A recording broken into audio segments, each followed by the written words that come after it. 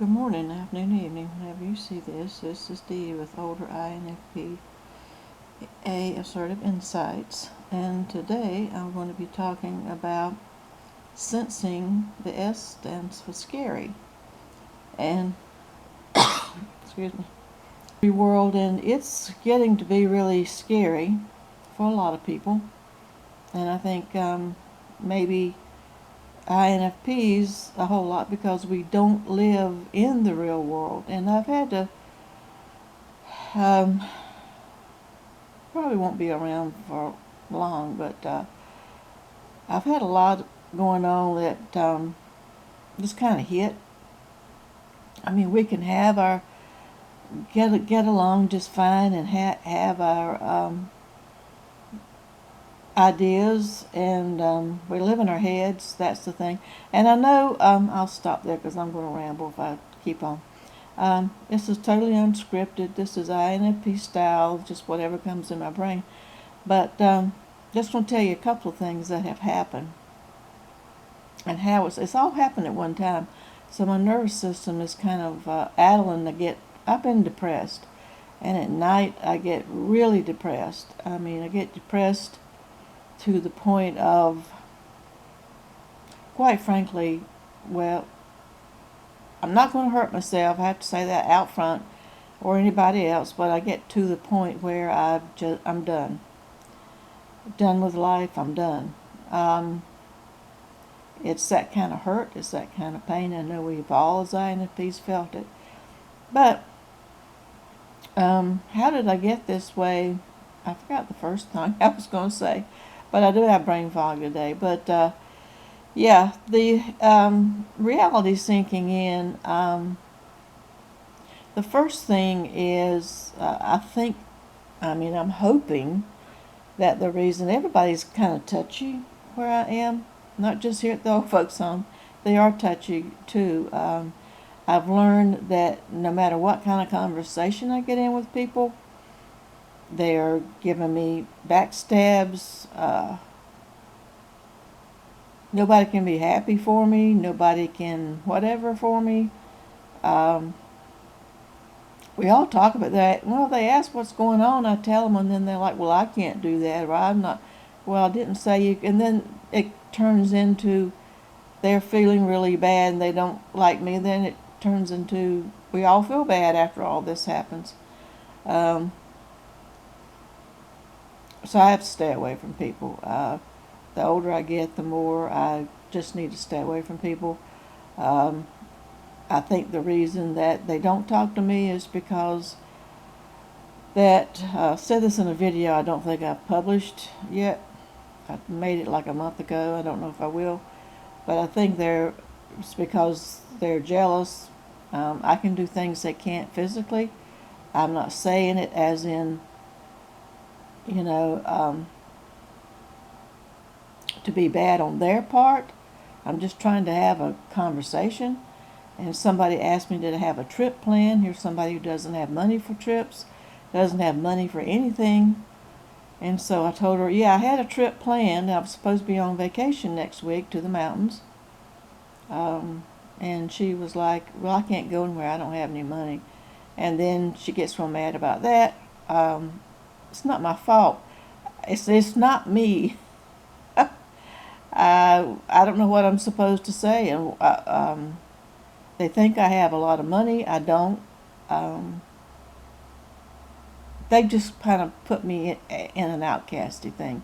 And everybody seems to be getting depressed. Now, that's the first thing, is that I am kind of disappointed in reality over, is that I had this plan to go to the mountains where I love, probably wouldn't go again, and, doing a bucket list thing. Might not be able to go again, and I was going to take at least 2 days to get there. It's only a 3-hour drive, but I was going to go slow, and I wanted to go hiking again, one more time in the mountains, stay a week. Arranged for one of my daughters was going to come, and the ESFJ, the ESFJ daughter, the one who's the nurse practitioner, and bubbly, and we get along really well. She does lift you up and get you motivated. I invited her to come, and she was going to come for a couple of days, and I was really, really looking forward to that. But now we have a hurricane coming through. I'm getting ready for a hurricane, and where I live, it's not going to totally hit. Where I live, we're going to get rain. It's been raining like for 2 weeks. I'm in the central part of the state. Last week, the beaches got flooded, and they're still flooded in some areas. And now the mountains, guess where is the Hurricane Helene, if anybody's keeping up with that. You might know, every time I've tried to take a vacation or go somewhere overnight, for the past 6 months, what is it now? Then something has happened. One being my tires being slashed on the day I was to go for a couple of days. The last thing, my windshield wiper motor broke in my car. It's just that part, I think, is the intuitive part coming out. I know a lot of you have said that you like to talk about intuition, and I know we like, as INFPs, talk about intuition and why. And that's because, number one, it's not reality, and number two, it's in our head, and it's our world in our head. But we've got to come out and be part of the real world, and it's really, this time is really hard. Hard for me. If it's hard for you, then like I said, I feel you. So I just had a gut fit, so I canceled my vacation last week before the storm formed, because I did use my intuition. I said, this is going to come right where I am going to be. I do not want to hike in the rain. I do not want to hike in the mud. Mud follows that. So yeah, the mountains here are expected to get rainfall. I think something like maybe a half a foot to a foot of rainfall Friday, and I wasn't supposed to leave until Sunday, but still, that's going to be a mess. So yeah, so that reality part, that got canceled. And it's not that, and I hope everybody, when I say all these things, I hope everybody stays safe, seriously. But gosh, I mean, I planned this trip 3 months ago. 3 months ago, and I have been anticipating getting out of here, where I live, and just do some things I really love to do, and can't do. No. And it's depressing to be in the rain all the time. We're not used to it here. I tell people it's like where I live, it's like being in Florida without Disney. There's no entertainment. At least there they have some entertainment going on. So yeah, I think, and then I went out to eat the other day. It's one of my favorite burger joint kind of thing, chains, opened up down the street. So I went, and I got yelled at by Gen Y. Is that the one between Millennial and Gen Z? Gen Y. I was waiting in line, and I had waited in line for 10 minutes, so they hadn't opened yet, and I waited where the manager told me to. Somebody came in behind me. They were waiting behind me. They knew what to do. Some guy comes in. He just walks straight up ahead of me, straight to the cash register, in the way for where they were trying to clean the, well, not clean, it was clean, but, to get ready for the day. And I don't know, my FI self, I'm going to have to just put this out here, my FI self just blurted out, and I don't remember even saying it, was like something to the effect of, I'm in line, and that there's a line here, you jump in the line. And he didn't look at me or say anything, he just said right out loud, he's like, turned around, and he said, well, if it's that important to you. And I'm like, oh, no, you do not know who you just said this to. Messing with my value system, and I know I'm old, and I know I'm looking quiet, but oh, no, no, no. So I told him, I said, well, yeah, it happened. Yes, it is that important to me, as a matter of fact. And so he's like, well, don't let me take your place. So Yeah, I think the world, I think the country and the world and right now is where it's a stressful place, and then we're having the elections coming up, and it's a month, and a lot of people are scared about that. And a lot of people, I think that's causing a lot of the anxiety and why things aren't functioning as well. And I'm in a state where, um, I'll just say it's North Carolina. I love North Carolina. I've always been here. I'm always going to be here as far as I know. My family came over here in the 1600s. They ain't going anywhere. Um, but it's important for local elections, to me, probably are more important than the national election. If you don't know, we have someone running for governor who who calls and who has referred to himself allegedly, but it has been backed up. But I'll just say allegedly so I don't get sued. Allegedly referred to himself as a black Nazi. Um, he is very, very, very, things I have seen him say and heard him say is sickening. So we got that to deal with. That is not North Carolina, and I hope he does not win. That's not North Carolina. But um, there are people here, and I will say there are black people here who live here who are really afraid of what may happen with this election. So I'll just throw a little bit of politics in there. So I am in a state it's very anxiety right now. Everybody is hyped up, one way or the other, depressed, anxious, whatever, irritable, road rage. I mean, everything's going on here, worse than normal. So what's happened? So that's just kind of the lead-in. I'm going to make it long because I'm not going to be here like making videos all the time. But what the reality, so that's part of the reality. I think that's probably the backdrop to what's the two things that had bothered me. One, the reality was I did I got caught up in doing the Ancestry.com DNA sample. Excuse me. Well, I always want to know who I am. I think we all do. I think maybe INFPs more than a lot of the personality types. We want to know those kind of things. We're curious.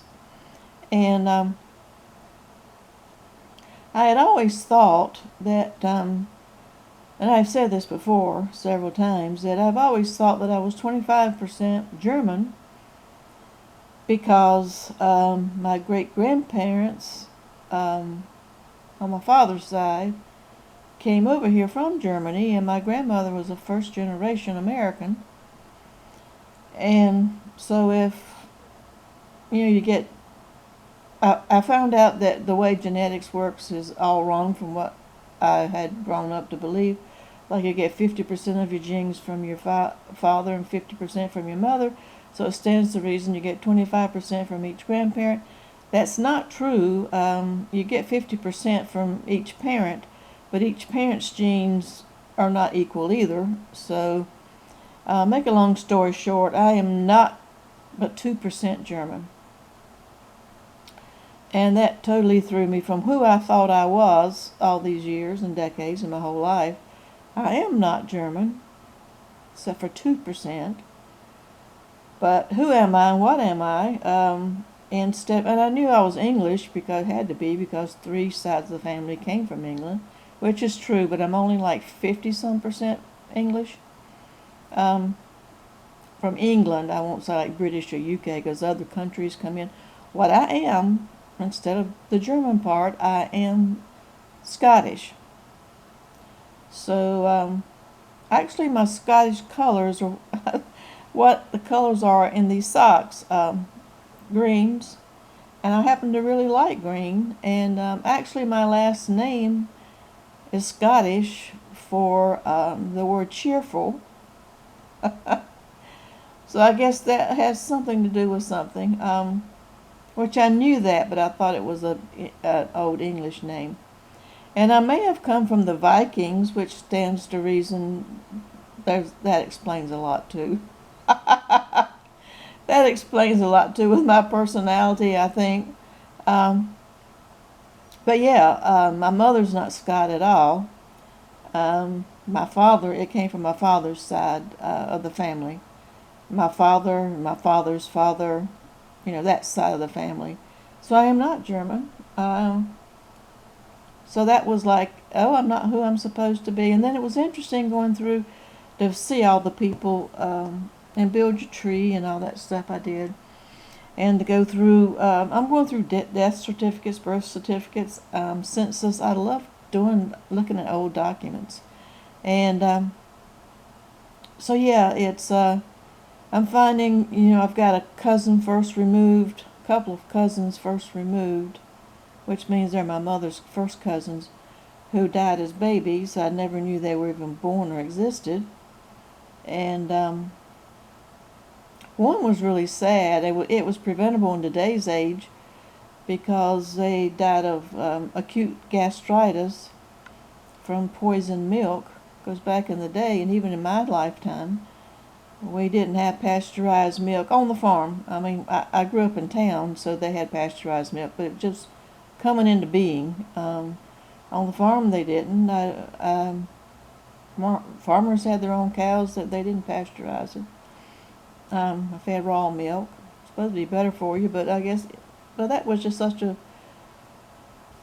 a non-reason to pass away at 6 months old. That was just really, really. But the big thing that I found out was my grandmother who raised me on the farm, the one on the farm, my mother's mother, raised me and raised my brother for the most part. Never known that woman to tell a lie or not to come out and tell everything if you ask her. But I found out, and she's not who I thought she was, which has totally thrown me for a total loop. In reality, I liked my world inside my head. That she didn't live on in that area her whole life like I thought she did. She was born there, lived her adult life there, and that's where she lived when she died. She lived to be 90, but there was a short, I say short, I don't know, I can't figure out when she came back, but she left and came to the middle part of the state. That explains why I have distant cousins that live there and great aunts and uncles. I just thought they migrated there from the farm. But no, my great grandmother was from that area. So now I'm not who I think I am, who I thought I was. My grandmother's not who I thought she was, to a point. So I guess it's kind of, I would say, it's not like finding out you're adopted when you're older, but it's just like you think you have a family system, or you think you have something going on, and it's nothing like you thought it was. And you're not who you think you are. And I finally had to shut down the Ancestry. I cut off my membership because it was just getting to be too much. It was interesting, but my nervous system can't take that. And I don't think INFPs can take that because I have in my brain, with our worlds inside of ourselves. And as I said, our intuition, whether it's NI or NE, doesn't matter. It all comes from all that. And our feeling. Doesn't matter if it's FI or FE. Those things. We have and you know that, and those who aren't INFPs, just know that about us. We have a very rich world, and it's our reality. It's who we are, and to find out that that's not it, kind of shatters the mirror, the looking glass, I guess you'd say. So I've had to deal with that, but the biggest thing I'm having to deal with is reality. I don't know if I've got a place to live in 2 more months. That's really a reality. Can't play around much more. The manager here at the apartments I don't have a lease for My current lease ends December 1st. It took a lot of prying to get fill out the initial paperwork. She was late to do that, 3 weeks late, and then finally she did it, and then she made me do things, get bank statements and stuff that other people don't have to do, and she's been really rude to me this whole year for some reason. I have no idea what. I'm not doing anything. But she tends to find people to pick on, and everybody else that she used to pick on has moved because of her. And I guess she picks on who she wants to move.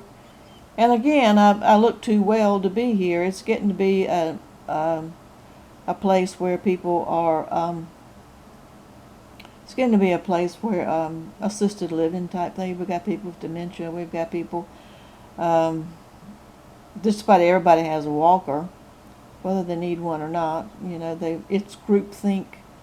And I'm not like that. I want to get out and do things. I can do things. I have my limitations, but I'm not, it's my mindset. I want to be positive. I don't want to just, it's gotten to be a place instead of apartment building. It's got to be a place where you come and die.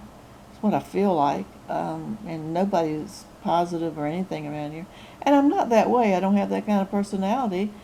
And I can talk back and advocate for myself. So she's just dilly-daddling. And I usually have my new lease by now. And so my daughter, who's the ESFJ, is moving. She's one getting the divorce. She's looking for a house. She told me the other day, I told her, I said, if you see me on the news, a SWAT team out front, I'm not leaving. I'm going to fight it. There's no reason to, I haven't done anything. And I am protected by being older. I am protected by being, I'm technically disabled, even though I have an invisible disability, which makes it worse. I mean, it makes it worse as in people don't believe anything that you say. But they can't see it, it doesn't exist. So that's the sensing thing. They can't see it, that doesn't exist, but it does. Mine's neurological and autoimmune and neurological, so you're not going to see it like someone who's had a knee replacement or that kind of thing. There's a lot of that going on. In my age group, there's a lot of knee replacements going on. I have good knees. So if I don't get it and she tells me I got to leave in December, then what am I going to do? And I'm going to fight it, and I've saw online a lawyer that helps. I'm going to call him and find out what I can do. You can't just, in this state, you can't just kick people out for no reason. And if you do have a reason, you have to put it in writing. You have to warn people. If they're disabled, you have to warn people. I've not received anything in writing, except she's told me in writing in an email, everything with my application's fine. I know I'm being nervous. I know I'm being anxious unduly. I have it anyway. And depressed unduly. I mean, you know, we as INFPs are hypersensitive people, and so it's just magnified. It's made it worse. I want it done so I can rest. Every day it makes it worse. So, yeah. So my daughter says, but I don't have the strength really and the energy to fight it too much, but I am going to look into it if it comes to that. But I do have things in writing that everything's fine, and, you know, I haven't done anything. I pay my rent and all that. My daughter tells me, why don't you just move? It's just easier. Yeah, it is. That's the thing. Everybody else has just moved. Well, the sad thing about it, scary thing, the sensing scary thing, which is really scary to me, is that I've looked around and online. I've talked to people on the phone. I went and visited where I used to live across the street here, and can't live in any of these places. It's going to be hard. A lot of them, where I live, it's meant for the younger folks, the people who are coming into the area, and not retirees. So two things that are happening. One is that they say they've told me you have to have 2.5 times your income to qualify to live there, which I kind of knew. But I asked one where my daughter lives, and I like that complex. And when she moves, I'd like to have her apartment. But I was told the only way I could do that was to be on the lease, and I can't really have two leases. And I'm not going to, because then I don't want to be stuck with having to pay my daughter's rent. Not that she would do that, but I wouldn't put it past her. I hope she wouldn't do that. I'm not going to do that. But she told me, the leasing agent, she told me that I have to have 2.5 times the income, and I have close to it, but not quite, and the rent for income. And I said, well, what about retirees? Because we don't have as much money as people who are working, typically. And I said, do you consider the assets? And she said, no. And I said, you mean to tell me if somebody walked in, here I am again, Miss Advocate, I'm a social worker part of that now. I just said, you mean to tell me if someone walked in who doesn't have 2.5 times the income, but they have $1 million in the bank, that you're going to tell them no? She said, let me see. So she went somewhere, I guess, asked somebody. She came back. She said, oh, well, if you got a savings account, we'll take the money in your savings account, divide it by the monthly thing, and see if it comes out. I'm telling her, I'm like, well, I don't have $1 million. I'll just tell you that. But I just say, so that's one way they get you, is get you out. And then some places won't. I mean, they will not take your assets into consideration. So that locks out, in this area, that locks out a lot of older people. We have nowhere else to live. I have nowhere else to live but here. And then a place across the street, I thought, well, and then I've noticed that they have like smart technology, they say, and I thought, well, what in the world is that? And I told my daughter, I said, well, these apartments here and these apartments there say smart technology, front door lock. I said, I don't have a smartphone. I don't intend to get one because I don't want to get into that technology. And if it doesn't work, then you're locked out. You need to be able to have a backup system of a key anyway. And she said, yeah, it's just a fob, I think. She said a friend of hers does that. It's just a fob. So I went and asked across the street. Their whole apartments, they've redone them. I used to live there years ago, and they renovated all the apartments with the smart technology. All the apartment is smart technology. Everything is run thermostat. Everything is run that way, and you have to have a smartphone, iPhone smartphone. You can't. There's no other kind of accommodations. And in the world, and I got into a conversation with a woman about it, and she was older. She wasn't really young. She was probably in her 50s, maybe late 50s, maybe. So